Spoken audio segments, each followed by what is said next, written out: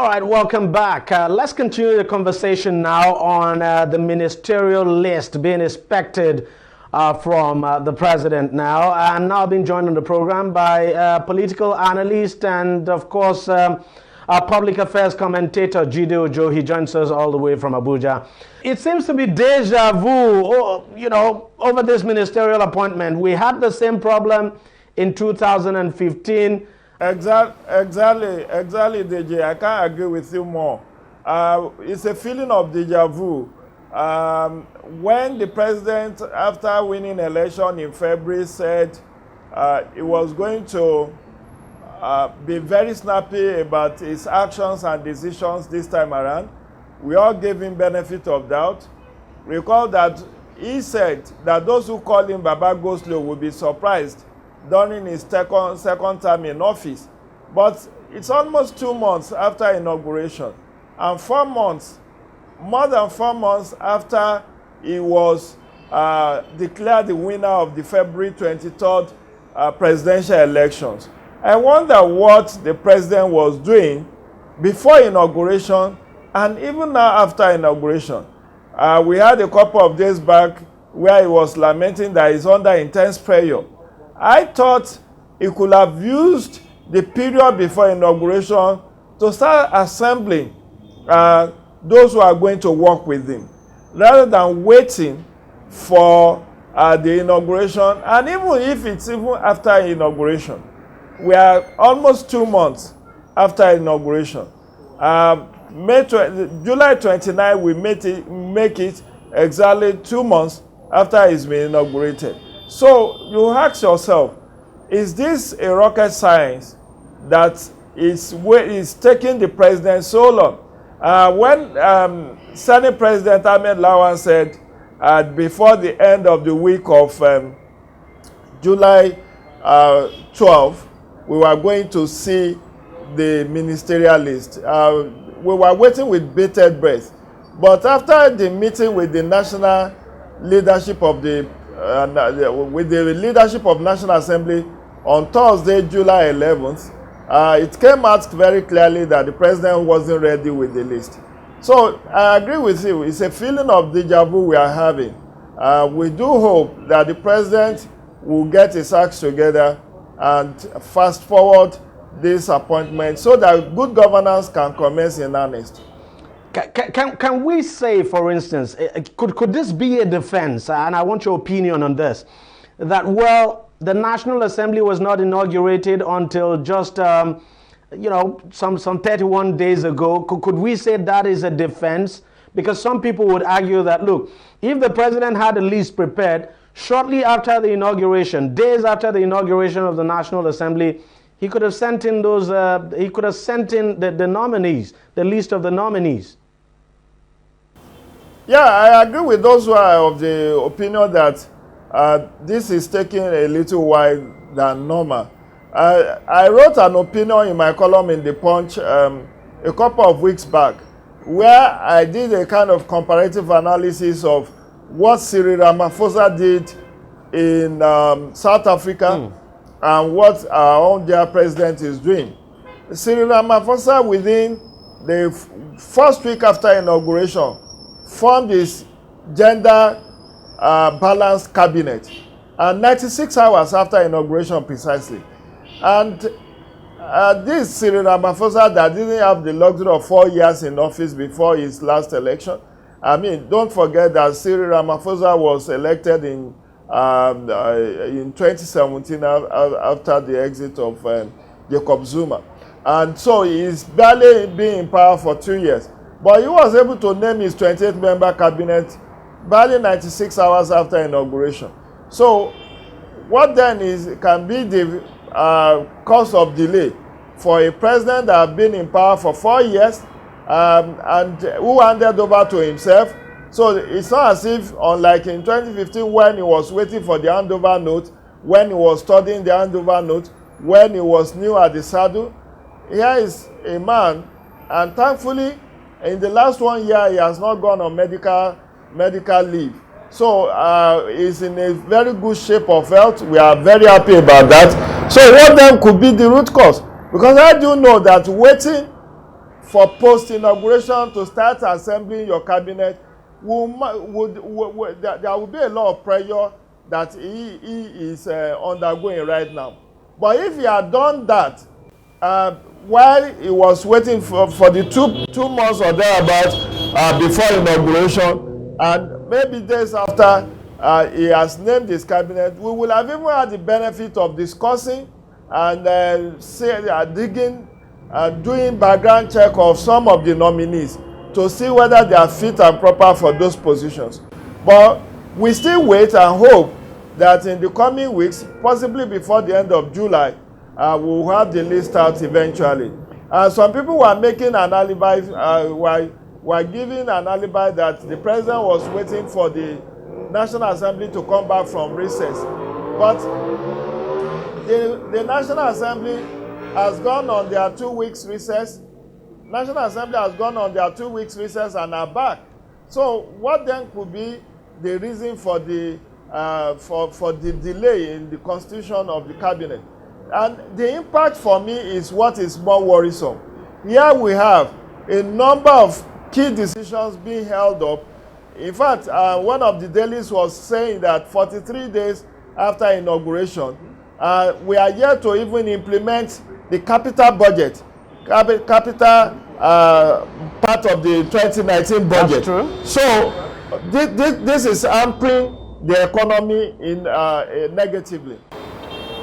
Now, I also want your opinion on this. During that meeting with the National Assembly leadership that you talked about, the president made it clear that, that in his first term, most of the ministers he appointed, that he didn't know them personally. But at this time, he wanted to appoint, that he would want to appoint people he knows personally. Could this be one of the reasons why this whole thing is taking too much time? I don't believe so. He has had the benefit of 4 years of preparation. He sought a re-election. He worked with a team. There was campaign team, there was the party, and all of these people that assisted him, he could have set up a kitchen cabinet somewhere to say, please start helping me to assemble. I'm giving you 2 months before inauguration. I want a long list of possible cabinet members, and then by inauguration you are already down to sifting them to a manageable size. So I think he doesn't have a tenable excuse that he's looking for people he knew. Yes, he has met 1,001 people in the course of the last 4 years. So if it's about knowing people, I think he has known a sufficient number of people to be able to come up with a possible list of 37 cabinet members, as it were. So I don't want to hazard that wanting to know people is a very good reason why he would delay the constitution of the cabinet. He has also said that he wanted who are incorruptible, people who are hardworking, people of integrity. Yes, those are very good virtues. Those are very good values to look forward to. But he doesn't need the entire period of 2 months to be able to name, because for God's sake, he could, there is a even waiting for another 6 months, it's not a guarantee that he will still have saints in his cabinet. And the constitution is on his side. He can relieve anybody that doesn't measure up of their position at any point in time, even a month into the new administration, into being sworn into office. If a cabinet member is not pulling his weight, it could be excused. So he should not hold the country to ransom the way he is doing right now by delaying the constitution of his cabinet. Because like I alluded to earlier on, this is impacting negatively on our economy. This is impacting negatively on our polity. This is impacting negatively on the psychology of Nigerians. Who is going to make the list? And don't forget, at the end of the day, when he announced the chief of staff and the secretary to the federal government last week, he ended up returning those who has worked with him in the last 4 years. Yeah, you're quite right. I'm saying, why did it take him such a long time to, to announce those appointments since he knew they were coming back. And exactly we've heard that point, some of the Deji. ministers may be coming back. Why is it taking him a long time? If some ministers are coming back, then why is it taking him a long time to just announce it? And he could do that in batches.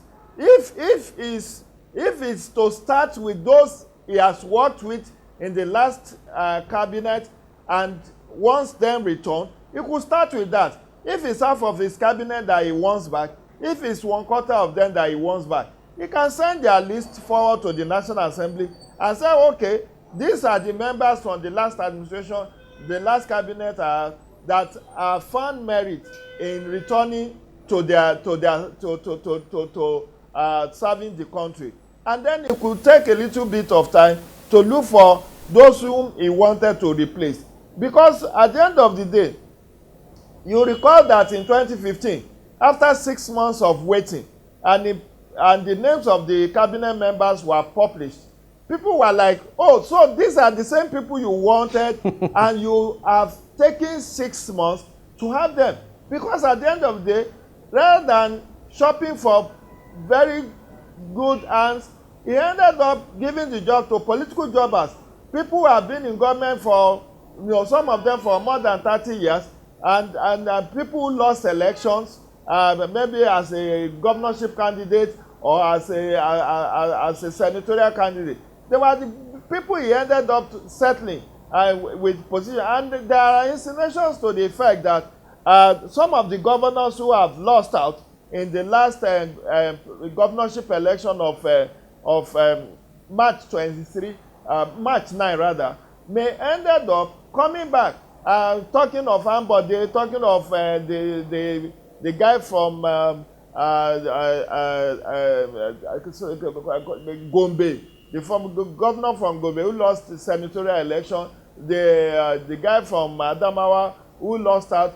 There are reports in the papers that part of the recommendation from the party headquarters was that those of their members who lost out in governorship election should be considered for ministerial appointment. That means we may see Emir Abubakar from Bauchi, we may see an Ambode from Lagos, and if this is already a settled matter, then it should at least let's have some names so that the National Assembly could commence their screening. And I have warned in that opinion I wrote on this.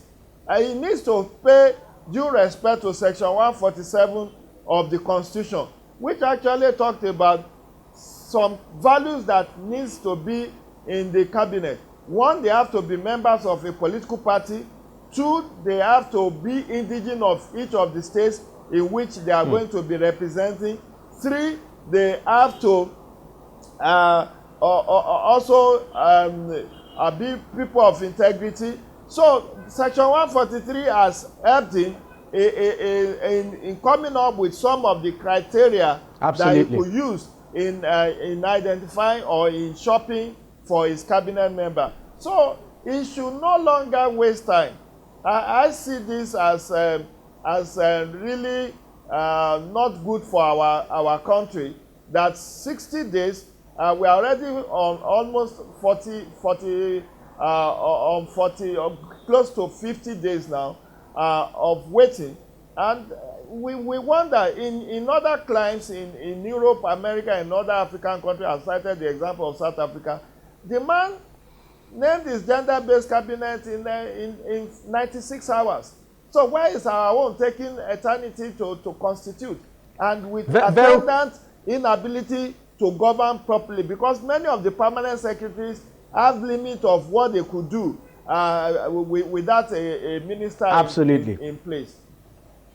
Let me quickly ask you this before I let you go, and I want you to be brief about this. Don't you think it's time that the National Assembly actually began work by, probably amending the Constitution and putting a time frame within which, a very short time frame now, within which a president or a governor, because quite a number of the governors too, to be candid, have not appointed their commissioners. They've actually not inaugurated their cabinet. Don't you think the Constitution should be amended to reflect a given time frame now within which whether the president or governors must have to announce their cabinet? You are on point, my brother. You are very much spot on. I agree with you completely that at least maximum of 30 days, or maybe we can make it 30 working days, should be given to any governor or president to constitute his cabinet. We can't continue like this. There are so many things that are delayed apart from the ministerial appointment.